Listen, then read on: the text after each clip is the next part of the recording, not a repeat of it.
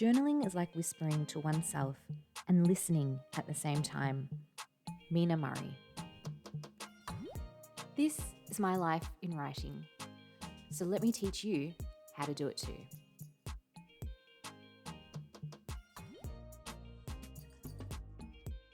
Hi guys, and welcome back to my channel. So today I'm going to talk about the best techniques that I've learned with journaling.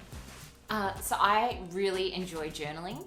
I use it to document things that have happened in life, ways to express gratitude and manifesting, and just dealing with emotions and trying to work out the root of the way I feel about certain things. So the first technique I wanted to talk about is just free writing, or a brain dump, if for lack of a better word. So it is what it sounds like, just writing down on a piece of paper everything that's running through your mind. Just write down as much as you can and don't stop writing. And it's like you're expressing your flow of consciousness on a piece of paper. And you'll be really surprised about what comes out, especially when you're trying to just fill a page. So you may end up writing down things that you've never actually acknowledged before, you were not aware of, things that you've decided you were just gonna ignore and push to the side and now coming to the fore. So it's a really great way to, I guess, be in the present moment and really examine how you feel about a particular issue or a concern. And it just is a great release of stress and a lot of energy and weight, because what you're putting down on a piece of paper is what you're carrying around inside in your mind. So can you imagine how busy your mind must be feeling? So when you do these brain dumps, it's just a great way to release all of that, empty a bit of room in the mind, and also grow some consciousness as to what you're thinking about and how you're feeling about certain things. So the second technique I wanted to talk about is the why method. Now, I have made this technique up, but I'm sure a lot of people have used it before, because I found it incredibly handy to really dig deep into the way I feel or the way I've reacted to a certain thing. So all it is writing down on a piece of paper an issue or a concern that you have that you've been dealing with, and then asking at the end of that sentence, why? Why am I feeling this way? And then after that, ask yourself again, why? And keep questioning why after every sentence that you write until you get down to the very seed of the reason you feel a particular way or the reason you reacted in a particular way. And you'll find that, or at least I found when using this technique, it's like, you're pulling back all the weeds, trying to get to the seed, because you're getting to something that you probably don't want to acknowledge, that you've chosen to ignore, or that you hadn't even realized you felt that way for that particular reason. So I find it really handy, and it's probably the best technique I've used to really address particular concerns or issues that I've had in life. So the third journaling technique I wanted to talk about is gratitude. Now, I know that term has been thrown around a lot lately, and a lot of people think it's a bit woo-woo, but I actually really love this concept. And there is actually scientific evidence to show that gratitude is really important, both physically and mentally for our bodies. So when we talk about gratitude, we're really celebrating all the positive things around us and that happens outside of us. As a leading scientist in gratitude, Robert Emmons says, "I see it as a relationship strengthening emotion because it requires us to see how we've been supported and affirmed by other people." So Robert Emmons believes that there are two components to gratitude. The first one being an affirmation of goodness. So that means that we affirm all the goodness that's happening around us. But that doesn't always mean that our lives are perfect. We have burdens and issues that we all have to deal with. But when we express gratitude as a whole, we are affirming that there is some element of goodness to our life, no matter what it is that we are suffering from. And the second part of gratitude is figuring out where is it that that goodness comes from, and realizing that it comes from outside of ourselves. So with that in mind, a gratitude journal is really handy to raise awareness of all the goodness that's happening around us. So this is a really easy technique that you can do in the morning or at night time before bed. You reflect on all the good things that have happened during your day. It doesn't have to be something crazy. It could just be, I managed to get to work on time and I managed to complete a project and I really learnt a lot.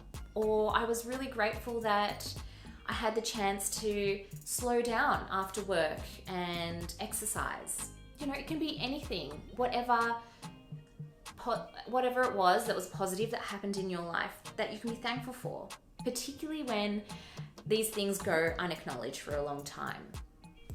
So there are a lot of gratitude journaling prompts that you can use when writing in your journal to really help get your mind flowing. Journal prompt number 1, write down one good thing that happened to you today. 2, what are 5 personality traits that you are most thankful for? And you can also look at things that you could do better tomorrow. Did you do something nice to someone today? Write about it. What was your biggest accomplishment today? So there are a few prompts that you can try using when gratitude journaling, or just make up your own that is a reflection of your day. So the third technique I'd like to talk about is worst case scenario journaling. Have you ever been in a situation where you just keep ruminating over a particular incident that might happen and you're really worried and anxious about the outcome of something? This is a really great technique to try. So write down what it is that you're worried or anxious about.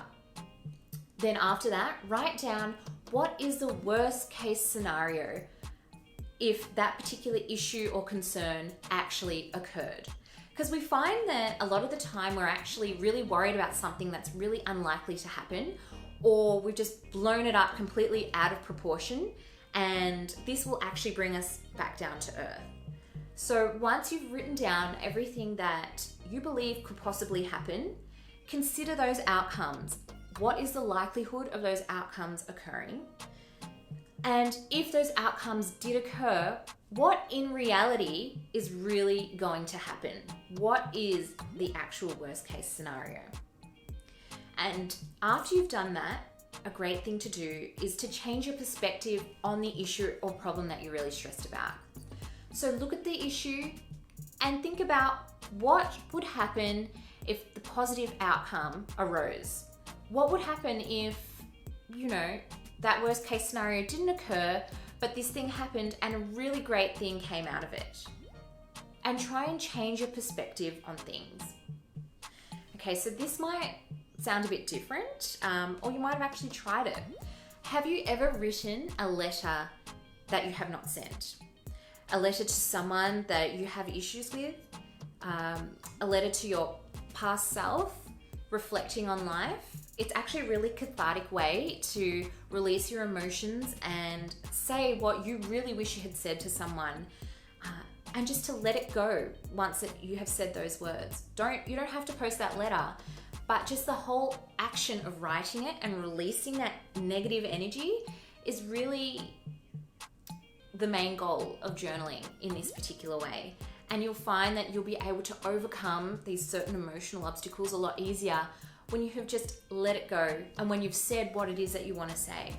So try and draft a letter to that person that has brought up all these emotions or has done something to you that was just completely unacceptable and that you want to address.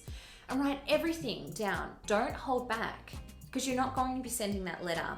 Write down everything that you wish you said, everything you feel, everything you've thought, and let it go. It's actually a really helpful technique to just move on and to not have to deal with the situation anymore. So the next technique I wanted to talk about is just a reflection of your day.